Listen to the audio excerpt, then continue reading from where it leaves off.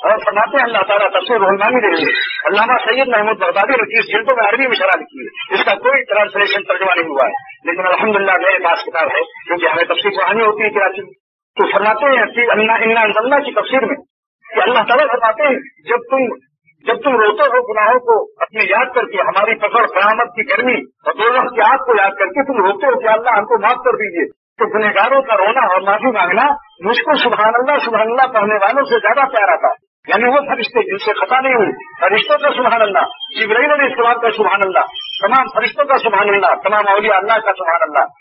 اس کے مقابلے میں اللہ فرماتے ہیں جب میرا کوئی گنہگار بندہ مجھ سے معافی مانگتا ہے، رو کر کے گڑگڑا کر کے روتا ہے کہ اللہ مجھے معاف کر دو، قیامت کے دن ہم کو ذلیل رسوا نہ فرماؤ اور دوزخ کی عذاب سے ہم کو نجات دو، تو فرماتے ہیں لعین المذنبین، حدیث کا الفاظ اللہ کے الفاظ ہیں جس کو حضور نے فرمایا کہ اللہ تعالیٰ یہ فرماتے ہیں، حدیث خوشی ہے کہ اللہ تعالیٰ فرماتے ہیں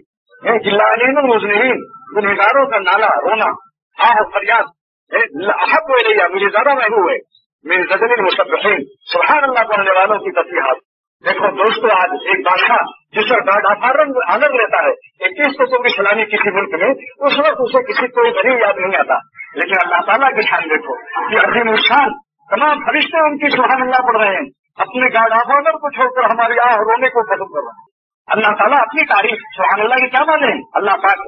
ہے، اس پر بھی چھپتا یاد آیا. اللہ پاک ہے کیا مانے؟ یعنی ہم تو پاک ہیں، تمہارے پاک کہنے سے نہیں پاک ہوتے. مولانا رومی رحمۃ اللہ علیہ مثنوی میں فرماتے ہیں من نجردم پاک تشبیہ شاہ، اے دنیا والوں تم جو سبحان اللہ کہتے ہو کہ اللہ پاک ہے، میں تمہارے پاک کہنے سے پاک نہیں ہوتا، میں تو پہلے ہی سے پاک ہوں، لیکن تم میری پاکی بیان کرنے کی برکت سے پاک ہو جاتے ہو،